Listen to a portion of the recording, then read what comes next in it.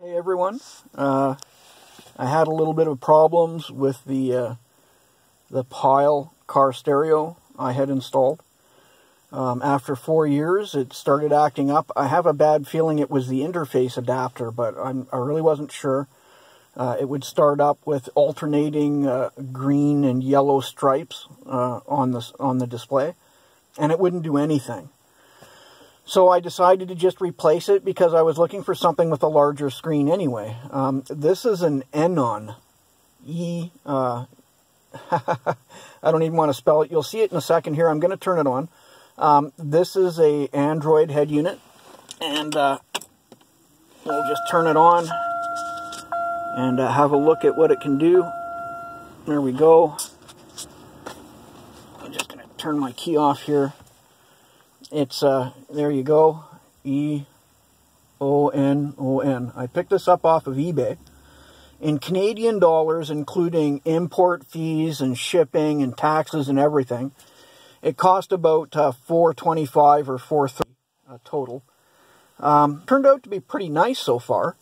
The unit, as you can see in the display there, has, some widgets on the desktop. The clock widget is there. The radio widget is there. It works really good. It's fast. It's an Octa-core. So overall, I'm really happy with it. It's got a few little quirks, and you know what? I've learned that pretty much there isn't anything with a few little quirks these days. So first thing I did was get CPU-Z, just to confirm that I got what I paid for. As you can see, it's an 8-core ARM processor, 1.2 gigahertz, so it's pretty nice. I haven't noticed any sluggishness or any speed issues. Everything's been working just perfectly. I'm very happy with it. It's a really nice head unit. It's got some quirks, as I was saying. One of the problems is that these buttons over here, they don't light up during the day. They're tied into the illumination of the car, and they're pretty hard to see during the day.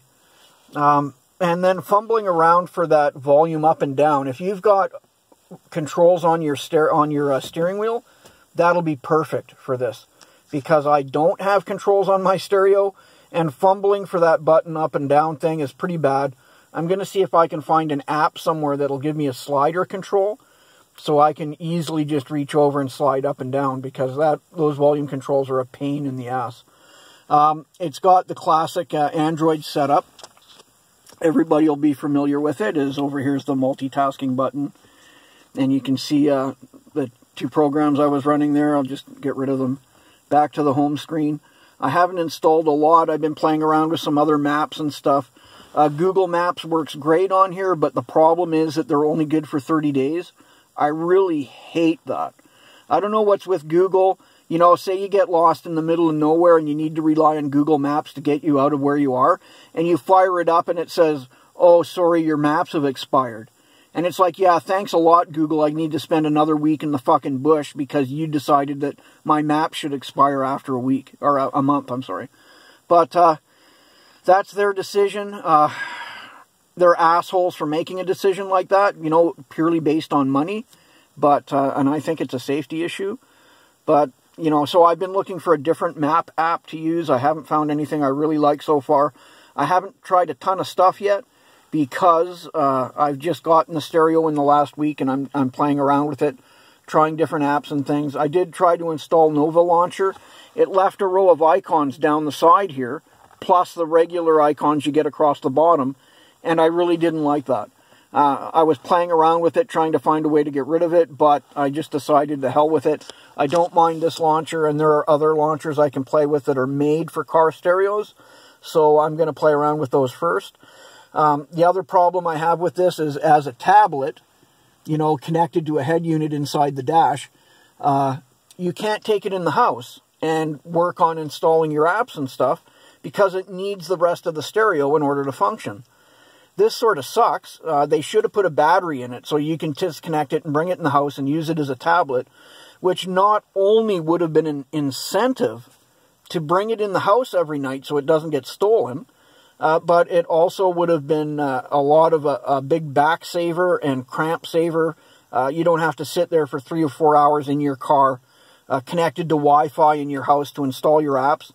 Or, of course, you can always set your phone up to be an access point and then tether the stereo to your phone. And I've done that and it works fine. But I've only done it for updating maps and stuff because I don't want to go through a lot of data on my phone. At least it works. I'm pretty happy about that you can tether it. And so if I do need to have a Google Map update and I have a signal on my phone, I can use my phone to get those map updates if they're required. Everything works really good on this. I've had a few issues here and there. Like, for example, I'm going to put the music on. I hope it's not too loud. I'll turn it down if it is. Okay. Now, here is the music app, and it's not bad, but it's got some problems. Like, this is the main problem here for me.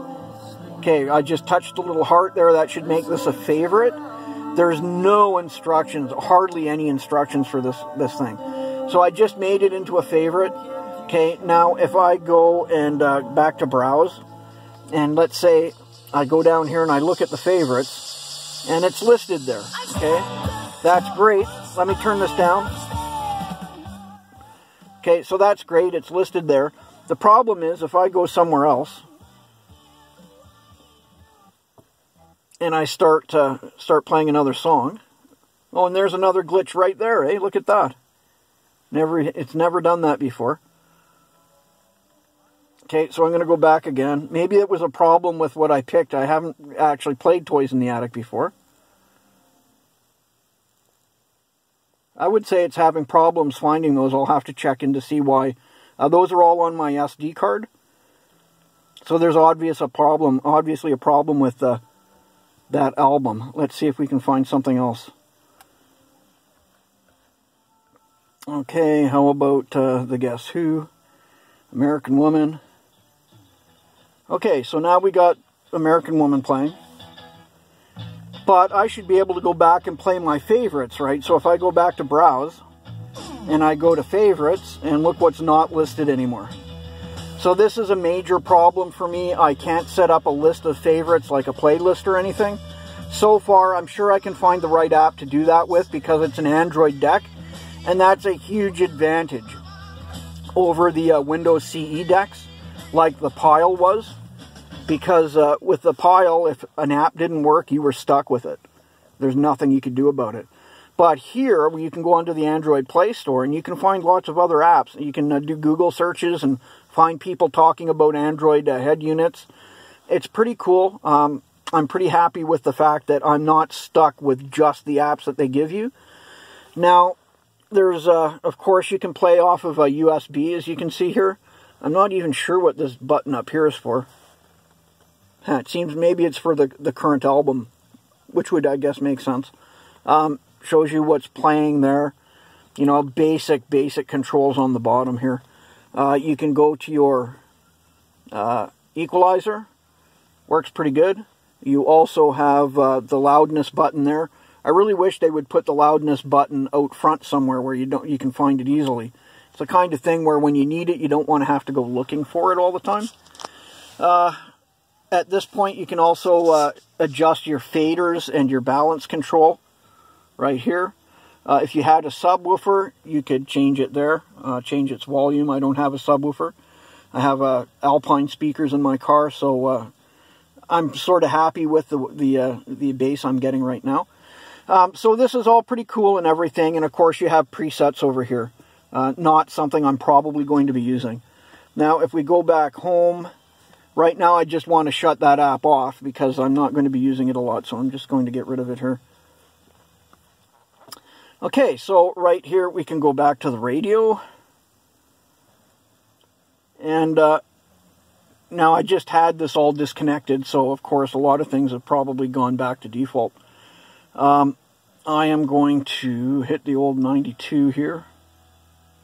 Okay, now here's one of the problems with this stereo, is if I go to AM, and you can just hear the problem right away. It's not tuning in the channels properly. If I do a channel search, and it's just not finding anything. You can see all the 522, 522, 522. It found one station. Oh, it found 2 stations. Isn't that amazing? I've ordered in another antenna adapter because I'm using a universal one that I got from Canadian Tire. It could be a piece of junk, but, you know, I don't have any choice. I really, there's one news station on AM I like to listen to. Turn this down again.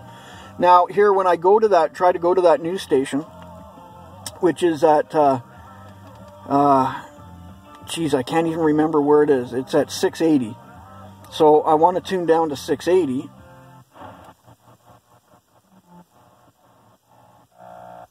And look at this. I can't tune to 680. Goes from 675 up to 684. And I don't know if this is a problem with the radio app. Oh, and look at that. Shut off.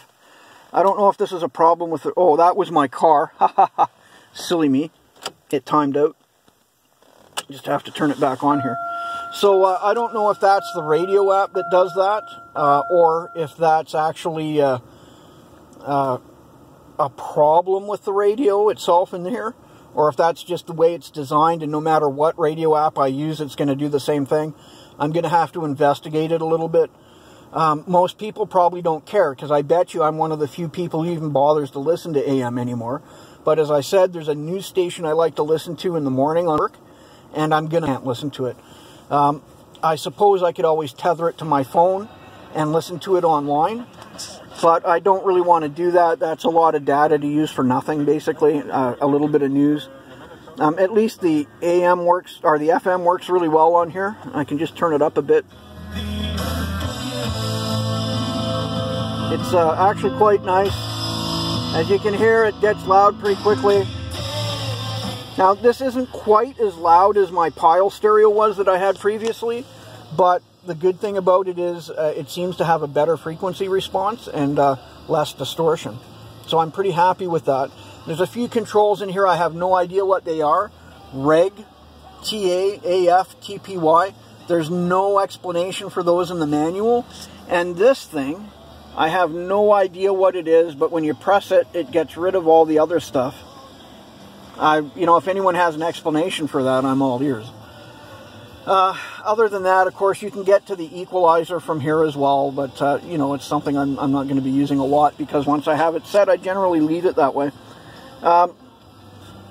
Google Maps works fine. No issues with it, other than the fact that when you download the maps, they expire after 30 days. So, you know, I mean, what can I say about Google Maps? Everybody's seen it before. No big deal. Something nice about this is it's using Nougat, Android Nougat. So you can set up, for example, your radio app here. And then you can go back and set up, I don't know, Google Maps. If it would just hurry up about it. And then you can hit your multitasking button. And you can drag them over like this. And like this, and it doesn't work. Doesn't that just figure? Maybe I did it the opposite way. I should have started with the Google Maps, but you can actually split the screen when you do it right, so that both apps are running side by side. And as you can see, I really haven't figured it out quite right yet. I'll have to, you know, figure out, because each one of these things is going to have its own little quirks. So you just have to keep working at them until you figure out how they like to work, and then, you know, use them the way they like to be used. My phone does exactly the same thing, and I never have an issue with it. So right here, I'm going to start with Maps. And look at that, it doesn't want to work. So I guess I'm going to just have to figure out how this works. And this one here wants to, maybe it's just that Google Maps doesn't want to do that. I thought that this was how it was supposed to work. You press this button here to get it to go. Come on, you can do it. So, and the problem is there's no help for this. You know, the manual sucks ass, and there's just nothing that you can do. So, yeah, other than just figure it out for yourself kind of thing. It's the kind of thing, again, it's not that important to me, because if I'm using Google Maps and I have the radio going, I can flip back and forth from one to the other easy enough. But it is nice. I did have it working where I had the maps down this side and I had my music playing down this side. It was pretty cool. But that's a feature that you'll just have to figure out on your own kind of thing. Overall, I'm pretty happy with this. It just slides up. There's two little handles in the back. You pull them apart, and that allows it to slide into the connector. There's a wire sticking out of the head unit. You have to plug it into the back of the tablet, and then slide the tablet down to latch it into place. I'm taking the thing in the house every night with me because it's just too easy for somebody to just grab it and pull it out. You know how stupid thieves are? They would probably think that it's just a regular tablet, and then they would get home and find out that it doesn't work unless you have it plugged into the car. And on top of that, they would probably just rip it out and just break the fucking cable connection in the back. The cable connection, I don't know if any of you have ever taken a laptop apart, but they have a cable connecting the cable connecting the LCD panel is the same connector in a lot of cases that they use in this to connect this tablet to the head unit. So it's a little bit delicate. You have to squeeze it on the sides and pull it down in order to get it out. I'm hoping it's not going to cause a problem. I'm hoping it's not going to wear out because I really don't have a choice where I live. My garage is full of junk. I have 3 people living in our house, and I just can't move all that junk out. So I have to park in my parking pad, and the thing is going to get stolen. You know it will. So I have to take it in the house every night. It's unfortunate, but that's just the way it is. Up there you can see the Wi-Fi antenna. Okay, and here you can see the signal strength into my house. My house is right there. So, you know, I'm not getting great signal strength. It's the Shaw router signal. So this is what you get from Shaw, from their routers. It's not that great. It works. It takes a long time to download anything. It's actually faster through my phone. So that's that. You can see in the back there the GPS antenna. Sorry about this. Nice focus job there. There we go. That GPS antenna is from my old Pyle stereo, and it works perfectly with this stereo. So I didn't have to go rerouting that wire. I'm not going to reroute this fucking Wi-Fi wire all around my dash and out where that is again, because it's just a pain in the ass. I had to pull the dash partly out in order to route that GPS antenna. I'm not going to do that again. Okay, so overall, I got to say that these decks are well worth it. I've enjoyed using it. It hasn't had any big crashes or anything like that. I have had to restart it a couple of times. That's when I'm installing different apps from the Playstore, and some things work and some things don't work. So, you know, you're only expecting to have issues like that. Other than that, you know, I've got to say I really like the stereo. The loudness is pretty good. It matches my speakers perfectly. Anything louder than this, and I would probably have to get separate speakers anyway. So I'm happy with that. The installation was literally an hour. You know, I took the old Pyle out with the harness. I cut the harness where I'd soldered it in previously, stripped the wires, cut the connector off of the end of the cable that comes with this stereo, stripped those wires, and then used 2 layers of heat shrink, and I soldered the wires together and then placed the heat shrink and shrunk it. So it has 2 all solder connections. There's none of those shitty, crappy, crimpable butt connectors that suck ass. And everything's soldered. Everything has 2 layers of heat shrink, so nothing can short out. And I'm not going to have any more connection problems with my stereos. I am never using butt connectors again, ever. They suck ass. So the thing on the main deck on the inside here, you can just see it there. It has 1 SD card input, micro SD card input. It says maps on it, but it holds everything, audio and everything, and it just recognizes it as an SD card. As a matter of fact, I pulled it out of my Pyle, and this SD card is formatted FAT32.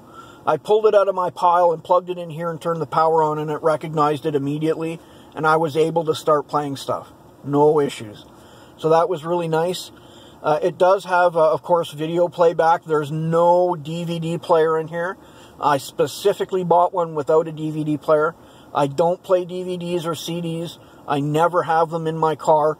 And I bet you any money, if I ever did need one once in a blue moon, I would put it in there, and that would be the time the DVD player would decide to fail. So let's just eliminate all the mechanical issues and stick with electronics, and hopefully it'll work nice with the electronics. It does swivel around, so you can move it any way you like, which is pretty nice. I generally just keep it pointed at myself, of course. Nice big clock on the front there. Everything works just like you'd expect it to work in an Android. Just hold the button there and you get your live wallpapers and stuff down here, and you can pick what you want. As you see, I have the Stormy background working. It works nice on here. I wanted to put the Enterprise one, NCC 1701 Enterprise, but it only took up about 3/4 of the screen. And once in a while you'd see the Enterprise whip by, and this portion of the screen was just blank. So I just got rid of that. I'm not going to be using that. Overall, I can't say enough about having an Android deck in your car. It's way better than that Windows CE one, specifically because there's all sorts of apps that you can use to install on here. And, I mean, everything. There's other GPS apps. There's apps for reading the diagnostic feature of your car, which I'm going to be purchasing for this. And that will let you see all the error codes, and it'll let you see everything. It'll even have a speedometer on it if I decided I wanted to look at it for some reason. I don't know why I would. But, you know, with that ability to be able to pick up any app off of the Play Store and use it on here, I mean, it's just way more useful than any other car stereo I've ever owned. So I think this, as I said, it's an Octa-core. There's no lagging, as you could see when we were looking through the programs and stuff. It's nice and fast to use. I don't have any issues. There's not a lot of junk apps on here. They don't leave a lot of it installed. There's an APK installer, a couple of apps I installed myself, the EQ, a calculator. I mean, I guess I don't really need a calculator, but there's the Bluetooth app. Bluetooth doesn't quite work the way it does on your phone. You have to use this app to set it up. It's a little bit quirky, and to get it to download the phone book from your phone into the stereo, there's actually a download button in that Bluetooth app. So look for the little arrow pointing down when you're setting it up, and that will download your phone book. Took me a little while to figure that out. On the last stereo, I just told my phone to share the contacts, and it worked. Unfortunately, it shared all the contacts. It shared my backup contacts. It shared the contacts on my my SIM card, and it shared the contacts in my phone. So I had a triplicate of every contact. In this thing, it doesn't do that. It only has one copy of each contact, and I really love that. It works great. You can get software that will create a shortcut to your contacts so that you can put it on your desktop and just touch it, and it'll dial that person. That's great. I'm going to be looking into that in the future. Most of the apps that come in here, as you can see, are pretty standard. I haven't set up Netflix. I really don't see the point to it. Maybe I will someday, but I'm just really not going to bother with that now. You can see the Play Store and Google and, you know, all the usual junk that you get. So, overall, pretty happy camper with this. I hope it lasts longer than the 4 years that the Pyle lasted. And again, I'm not sure if it was the interface adapter in here or not.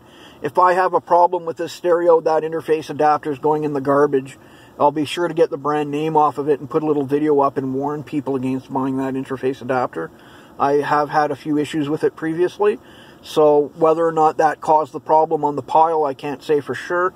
I did like the Pyle stereo overall. It worked pretty good, but it was a little bit buggy. If you tried to run multiple apps at the same time, sometimes it would crash and you'd have to reset it. With this one here, I've had a couple of times where I've had to shut it down and restart it, but I've never had to reset it. Everything's been working pretty good so far. So hopefully, you know, people will enjoy using a nice Android stereo system, and it's simple to use, and you can see everything is nice and large on it, so you don't have to worry about, you know, not being able to see something while you're driving. That is great. A lot of times I'll start the radio, be playing my local favorite radio station, and I'll just put it right back on the home screen. You can see you can adjust your radio from there, and you've still got your clock there, and that's just a great screen to have. It's too bad I couldn't get that background animated wallpaper to match the weather in my city. That would have been pretty sweet, but, you know, I guess that's asking too much. Okay, I hope you enjoyed the video, or at least it didn't suck too bad. And if you're interested in one of these Eonon car stereos, you can get them on eBay. They'll ship to Canada. And as I said, this particular one with the Octa-core ran for about, it was $275 I paid for it US. By the time they converted that to Canadian dollars, added shipping and import fees and taxes, it came to just over 400 bucks. So I think it's not bad. It's about 200 bucks more than I paid for the Pyle, maybe 150 or 175 more. I hope it's worth it. I really do. Only time will tell. Okay, that's it, guys. As I said, this is installed in a 2012 Impala, so it works perfectly in here. There hasn't been any issues yet. Go for it. I would say this is worth it way more than one of those Pyle car stereos, because Windows CE just isn't a great operating system to use. It worked, and at the time I was pretty impressed with it, but compared to Android, it's like night and day. Really, it is. Okay, good night, guys. Have a good day, and good luck with your car stereo installation.